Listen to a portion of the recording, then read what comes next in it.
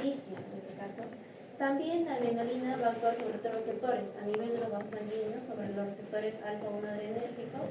Lo mismo va a provocar lo que es la liberación de calcio de las células, y ese calcio va a activar ciertas proteínas para que se pueda dar esta vasoconstricción, y de esa manera, al darse esa vasoconstricción, va a hacer que se tenga que ejercer una mayor presión para poder empujar ese flujo sanguíneo, por lo cual el resultado va a ser que hay un aumento de la presión, ¿no? Y cuál es bueno para el paciente, porque como dije anteriormente, el paciente tiene hipotensión.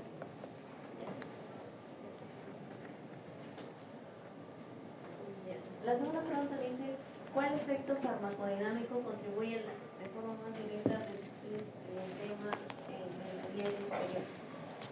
Bueno, acá es la adrenalina, lo mismo va a activar los receptores alfa-1 adrenérgicos, lo cual va a provocar la vasoconstricción y de esa manera va a elevar la presión. Pero lo que pasa aquí es que al elevar la presión también va a haber una disminución. O sea, con esa vasoconstricción no solamente se da la elevación de la presión, sino también va a hacer que haya una disminución del flujo sanguíneo, ¿no?, a nivel del vaso sanguíneo. Por lo tanto, va a hacer que disminuya el volumen del líquido, y de esa manera va a reducirse el edema, que también es parte de la manifestación que presenta un paciente con shock anafiláctico. Y al reducir el edema, pues va a disminuir la acumulación de líquidos en las vías respiratorias, y de esta manera va a aliviar también al paciente.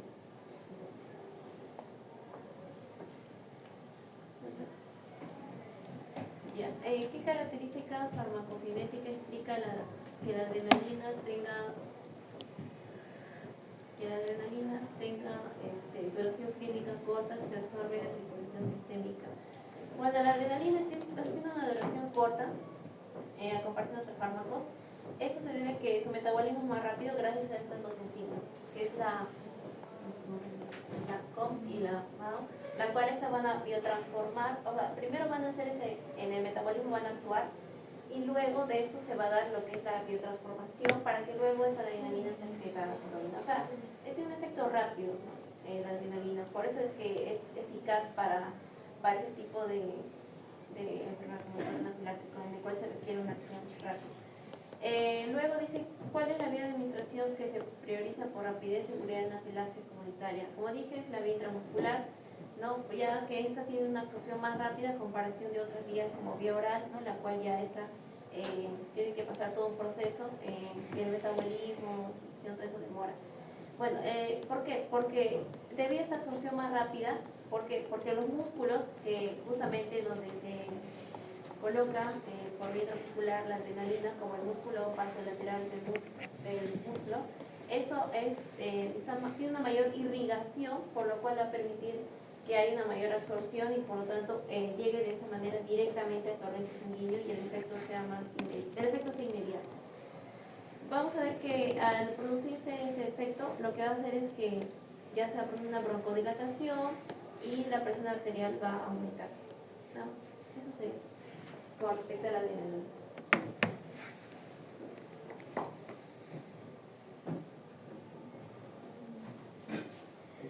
Este es con respecto a la prazosolina. ¿Qué dijo? ¿Qué fármaco?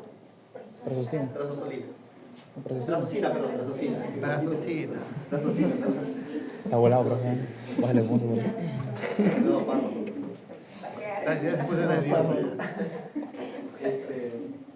Bien, el caso habla de un hombre de 60 años que tiene hipertensión arterial. Va a iniciar tratamiento con prazosina de 1 miligramo 2 veces al día.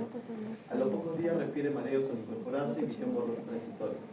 Primero, ¿cómo actúa la prazosina en la disminución de la presión arterial?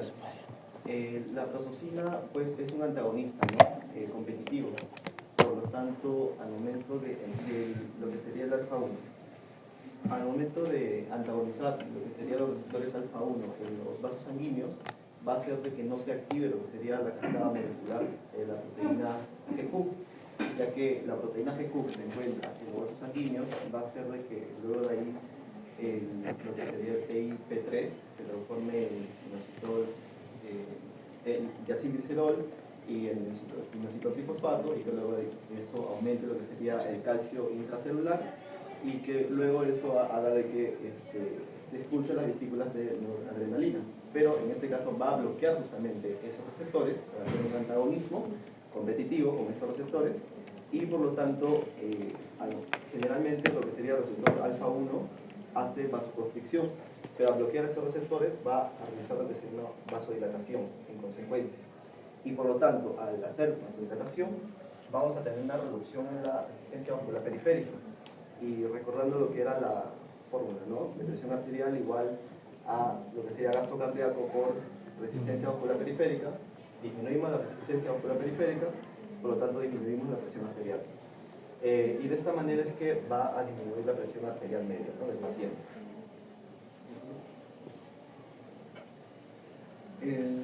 ¿Por qué el bloqueo de receptores alfa 1 puede causar hipotensión ortostática? Esto es debido a que al momento de que no es selectivo, por lo tanto va a ir sobre todo los receptores alfa 1, lo que sería la prasosina. Y por lo tanto, al momento, generalmente uno cuando va a levantarse, va a estar en hiperestación, lo que sería el sistema nervioso lanza un pequeño tono simpático para poder hacer vasoconstricción y que la sangre haga retorno venoso. Pero en ese caso está bloqueado, esa vasoconstricción venosa. Por lo tanto, al momento de erguirse, no va a haber suficiente sangre, lo que sería hacia el retorno cerebral, y por lo tanto ese estancamiento sanguíneo va a hacer de que haya una ligera hipotensión ortostática, ¿no? Al momento de levantarse. Ya, eso sería. Bien. ¿Qué diferencia existe entre prasosina y otros antihipertensivos respecto a su acción sobre la frecuencia cardíaca? Existen otros antihipertensivos que son no selectivos, que van a ir sobre alfa 1 y alfa 2. Prasosina es selectivo sobre alfa 2, por lo tanto va a ir lo que sería, sobre alfa 1. Entonces los alfa 2 van a mantener lo que sería su función normal, ¿no? Los alfa 2 están asociados a proteína GI, por lo tanto sobre la célula presináptica y por lo tanto va a inhibir de que se libere noradrenalina. Por lo tanto a esos receptores lo va a mantener sin ningún tipo de, de cambio. Pero en cambio otros bloqueadores no selectivos van a ir también sobre el alfa 2.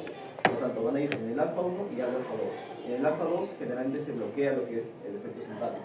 Pero si inhibes el inhibidor, entonces vas a tener un efecto simpático. Y el alfa 2 por lo tanto va a hacer de que se libere noradrenalina y por lo tanto vamos a tener, por ejemplo, un efecto en la frecuencia cardíaca, provocando taquicardia.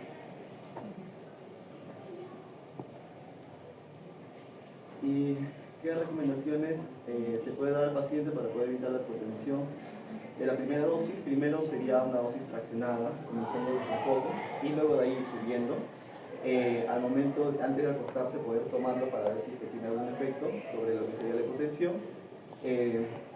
Y luego de ahí evitar justamente esa levantada brusca, ¿no? Sino desde a poco, lo que sería al momento de levantarse el paciente para poder evaluar esa hipotensión ortostática y la adecuación, ¿no? Del cuerpo durante el tiempo que va tomando el medicamento del paciente. Nada más. Un ratito. La prasosina, aparte para la presión arterial, ¿para qué otra enfermedad se puede utilizar? Prasosina. Es un antagonista hormonal. Es un antagonista hormonal selectivo. Porque te baja la presión, pero ¿para qué otra enfermedad que se puede utilizar? Para aliviar los síntomas de hiperplasia prostática. Hiperplasia prostática. Hiperplasia prostática.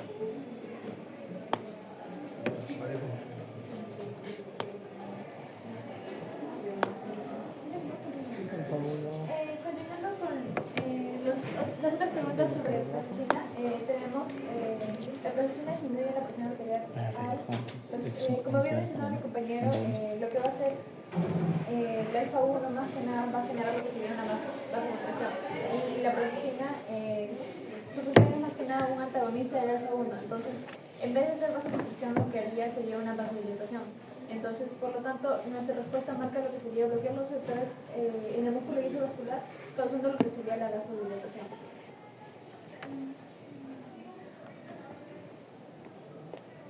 Y luego tenemos como segunda pregunta, ¿qué efecto adverso se da relacionado con el inicio del tratamiento de lo que sería con la prasosina?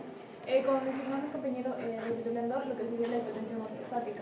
Más que nada, como había mencionado, lo que va a causar es una vasodilatación, entonces no tendríamos lo que sería una buena vasoconstricción compensadora. Por lo tanto, cuando tenemos, al pararnos, por la misma gravedad, lo que se va a hacer va a ser lo que sería la acumulación de sangre en las piernas, entonces teniendo un retorno venoso, pero en el caso de consumiendo lo que sería la prasucina, lo que vamos a tener apenas al levantarse, vamos a tener lo que sería una baja presión arterial. Y en la siguiente pregunta lo que tenemos, entonces, ¿cuál sería una estrategia para evitar esta hipertensión de la primera dosis con prasucina? Lo que sería tendríamos que tener una dosis baja antes de dormir, ya que al estar acostado no tenemos más que nada la gravedad de que la sangre vaya hacia las piernas. De esta manera, al estar acostado, no hay el menor retorno venoso. Y por eso el paciente se toleraría lo que sería mejor el fármaco. Bueno, recapitulando, ¿qué efectos sobre la frecuencia cardíaca tiene la prasucina y la inmunoterapia? Bueno, esto más que nada no produciría lo que sería la taquicardia, ya que la prasucina disminuye lo que sería la presión arterial, causando lo que sería la vasodilatación, y por lo tanto no vamos a tener una taquicardia. Sí, hijo, ¿te acuerdas? Eso solamente es para marcarnos. Ay, apoyo al Siguiente grupo. Está bien, chicos. Muy hermoso. ¿Tienen clases? ¿Ahorita tienen clases? Profe, ya podemos salir. Ya, entonces nos quedamos con ustedes. No, profe, con ellos. Que irme, tengo expo. ¿Está bien? Tengo expo, profe. Yo tengo fisiopato. Tengo recuperación de fisiopato. ¿A cuándo te la fijas, pe, de fisiología mañana? Tengo a las 4. ¿A las 4? A las 5. ¿Tú? No sé. Me toca más temprano, creo. Yo te voy a pasar la fija, creo. ¿Para qué? Claro. La alarma suena para Profesor, una pregunta. ¿La continua 1 va a ser de opción múltiple o cómo va a ser? La evaluación continua 1 son 20 preguntas y todo para marcar. ¿Qué te dije? ¿Qué te dije? Toda la C de Cristo, chicos. La de Diosito, la de Diosito. Va a venir el 70% de teoría y 40% de Pucha. práctica y aula. En la continua es 70% de teoría. 70% teoría y 40%. ¿Qué hemos aprendido en teoría, chicos? Porque teoría pesa más, son 4 horas. Pero 4 horas de no sé qué está hablando. No, pero profe. hay algunos que le ponen 50-50, otros ponen 60-40. ¿Y usted cómo va a poner, profe? El examen lo damos Yo siempre acá pongo o 70. El examen lo damos acá o en práctica de ¿Ah? tabla. El examen es la clase de teoría hasta la semana 4 y lo que es práctica en aula hasta la semana 4. Hasta la semana 3 nomás. No, pero ¿dónde? Aquí va a ser. ¿Qué hora le damos? ¿Dónde va a ser? En práctica en aula. ¿En práctica en aula? Práctica en aula. O ¿Con sea, marcar? ya, ok. O sea, con su docente de práctica en aula. Sí, no, ¿Con quién tiene práctica en aula? con unos malitos que nos obviamente. Alcázar. Con la doctora Alcázar y el otro, y un profe mamado, y un profe. No sé si conocen un profe mamadísimo, sí. Doctor, disculpe, dijo 20 preguntas. Pero para marcar, pe. Son 20 preguntas. ¿Todo para marcar? Todas para marcar. Uy, pero ¿no es en clase teórica? ¿Ah? La continua. Es Son que 4 son 20 preguntas y solamente va a haber 4 alternativas. ay. No sé, 6 alternativas, imagina. Pero usted no ha leído su. ¿Cómo se Sí, llama su? sí, pero es que Y ahí dice cuántas alternativas. Dice 20 preguntas para marcar. pero se 20 dice para preguntas marcar. para marcar, pero ahí dice opciones múltiples 4. Ah. 4 alternativas. No está pidiendo 5. Quieren hacerlo a las alternativas igual que los que quieren. O sea, hay un 25% de darlo de correcto. Entonces, ¿incluye también lo que exponemos en teoría práctica o eso no? Solamente teoría y laboratorio. Esto de acá va a venir. ¿Eh? No, esto Porque sí. lo de teoría es esto. Es lo mismo No, que me refiero a lo que exponemos Práctica en en aula. la hora de... De práctica. Lo que pones en práctica en aula, sí. ¿También? benzodiazepinas, anticonvulsivos y ansiolíticos. Insulina, todo lo que son. Ya, ahora sí. Ya, escuchemos a la doctora. Bueno, el caso número 2 nos dice que es sobre atenolol, que dice mujeres de 54 años con hipertensión arterial e historial de taquicardia sinusal indica tratamiento con atenolol 50 miligramos una vez al día. A los 10 días presenta fatiga al realizar ejercicio y sensación de manos frías. La primera pregunta nos dice cómo actúa el atenolol sobre la presión arterial y la frecuencia cardíaca. Pues, ya, lo primero, vamos a saber que el atenolol va a bloquear los receptores beta 1 adrenérgicos del nodo sinusal y del nodo auriculoventricular. Lo que vemos ahí arriba es que el atenolol va a reemplazar al agonista beta 1. El beta 1 normalmente se tiene que unir al receptor beta 1 para que la GS en la sección alfa actúe y haga que el ATP se convierta en AMP cíclico, y lo que va a hacer es que mediante la proteína quinasa va a estimular al retículo sarcoplasmático para que se abran los canales de calcio tipo L y salga calcio para que tenga la contracción muscular. Pero en este caso lo que va a pasar es que como el atenolol va a reemplazar al agonista beta 1, lo que va a pasar es que este atenolol va a como que a bloquear estos canales, y lo que va a pasar es que el ATP no se va a convertir en AMP cíclico. Por ende, la proteína quinasa no va a estimular el retículo sarcoplasmático y por ende el calcio no va a poder salir. Entonces, por ende, no va a haber contracción muscular.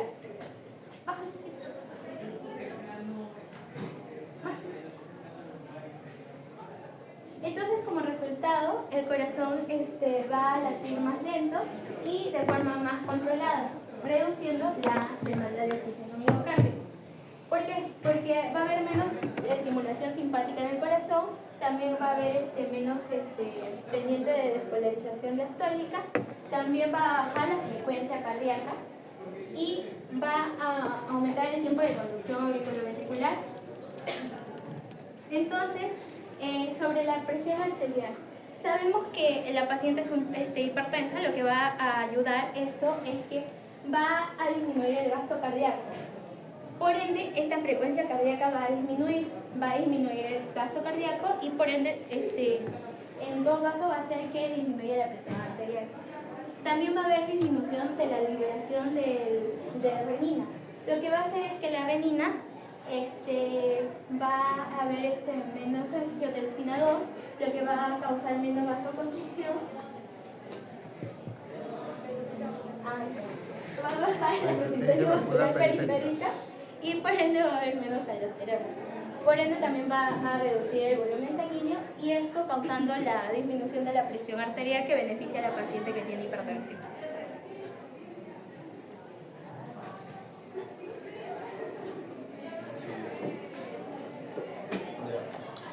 Lo principal es, bueno, la pregunta dice, ¿no? ¿Por qué el atenolol puede causar fatiga y frialdad en las extremidades como efecto adverso? Lo principal del atenolol es que realmente siempre va a estar funcionando en lo que es los receptores beta 1, ¿no? Entonces, sin embargo, cuando se le puede administrar en dosis altas, lo que es el atenolol prácticamente puede afectar a los que son receptores beta 2, ¿no? Puede haber un leve efecto, pero lo puede dar. Y el receptor beta 2 es prácticamente el que en parte ocasiona, ¿no? Todo esto. ¿Por qué? Porque, bueno, en parte los dos, ¿no? Beta 2 y lo que es beta 1. ¿Por qué beta 1? Primero porque va a reducirnos lo que es el gasto cardíaco, ¿no? Normalmente sabemos que está acoplado lo que es el beta 1 a la proteína GS, ¿no? Bueno, aumenta lo que es la AMP cíclico, FK, todo como tal debería funcionar, ¿no? El proceso que se da, ¿no? En este caso, como es un antagonista, lo bloquea, ¿no? Entonces, como lo va a bloquear, esto está asociado a lo que es en el nodo sinusal del corazón y más, entonces va a provocar lo que es una disminución, ¿no? De lo que es esta contractibilidad, haciendo que se reduzca lo que es el gasto cardíaco, y con esto mismo va a disminuir, ¿no? La perfusión a nivel de todo el cuerpo. ¿Y qué tiene que ver el beta 2? Los receptores beta 2 van a estar acoplados bastante en lo que es, bueno, sabemos, en el músculo lisobronquial, van a estar presentes también en vasos sanguíneos de lo que es músculo esquelético como tal, en el hígado y más. Entonces, al haber ese cierto efecto en lo que es en el beta 2, puede afectar lo que son vasos sanguíneos de los músculos esqueléticos. Entonces, como lo va a afectar, normalmente los beta 2 van a ocasionar una vasodilatación, ¿no? Entonces, al prácticamente inhibirlos, va a haber lo que hace, se va a decir como se desactiva lo que es toda esta cascada, ¿no? Que va a aumentar el AMP cíclico y más, el PK, y normalmente el PK lo que va a hacer es va a inhibir lo que es la MLSK, que normalmente sirve en el músculo lisovascular para prácticamente provocar, ¿no? Lo que es la vasodilatación. Pero eso es digamos así, en funciones normales. Cuando se inhibe, va a pasar todo lo contrario. Esta MLSK no se va a inhibir. Entonces, por lo tal, va a provocar una vasoconstricción en estos vasos de los músculos esqueléticos, de los miembros, o sea, de las extremidades, ¿no? Superior e inferior. Entonces, va a provocar que ya no haya, ¿no? una buena irrigación, una buena perfusión a esas partes del cuerpo. Entonces, eso, acompañado encima con la reducción del gasto cardíaco, va a provocar que el cuerpo, estos músculos se sientan cansados porque van a necesitar ciertamente lo que es oxígeno, ¿no? Entonces, al no tenerlo, va a presentar lo que es la fatiga a nivel generalizado, la frialdad misma, porque la misma perfusión no está correctamente, ¿no? Con el cuerpo. Y bueno, entonces, por eso mismo acá dice, ¿no? Que disminuye el aporte de nutrientes y bueno, el oxígeno al músculo esquelético, y es lo que prácticamente es, digamos así, el que desencadena lo que es la sensación de fatiga y frialdad en las extremidades del paciente. ¿En qué pacientes podrías contraindicar si está afectando al beta 2? ¿Cómo? ¿En qué pacientes podrías contraindicando si es que afecta al beta 2? Asmáticos, con EPOC, porque podrías, claro, exacerbar prácticamente sus crisis o hacer una obstrucción total de lo que es la vía respiratoria. ¿Pero cuál afecta más? ¿Los selectivos o los no selectivos?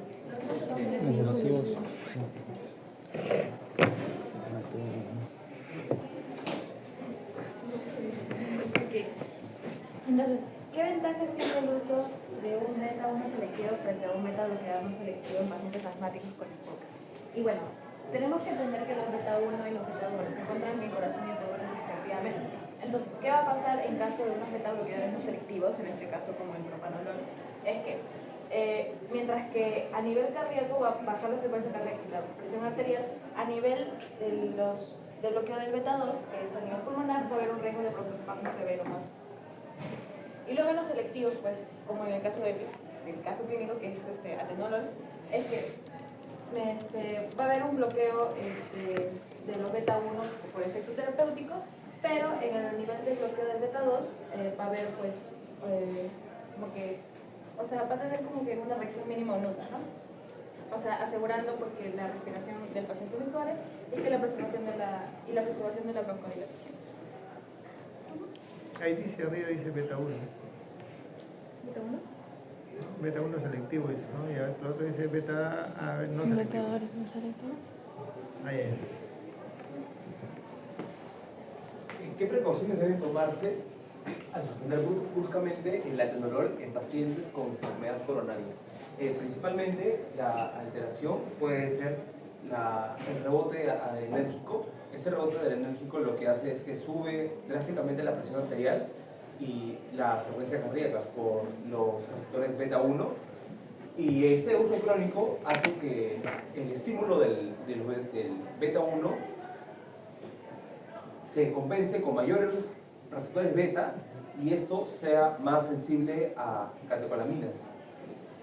¿Por qué? Porque al momento de suspenderlo ocurre, como lo comenté, la hiperactividad simpática y el aumento de los riesgos principales de esto es una taquicardia, pero no una simple taquicardia, sino directamente una taquicardia intensa, el aumento de la presión arterial por receptores adrenérgicos y el aumento del consumo de oxígeno miocárdico, y no solamente es el consumo de oxígeno miocárdico, también es directamente con la funcionalidad y la actividad miocárdica.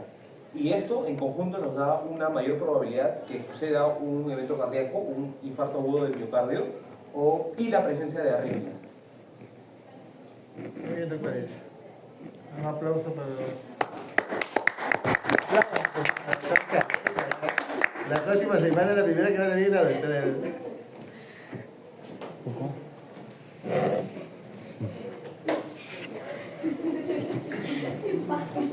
¿Cómo se llama? ¿Se terminó todo? La próxima semana va a ir todas las preguntas, va a ir para la doctora. Oye, pensé que iba a ser en teoría el examen. No, gracias a Dios que va a ser en práctica, pero ¿vamos a tener expos? Yo creo, ¿no? Oye, en la semana 4 vamos a tener expo aparte del examen que tenemos. No creo, es 1:40. ¿Cuánto dura el examen? 50 minutos. No. Puede que tengamos el pasito.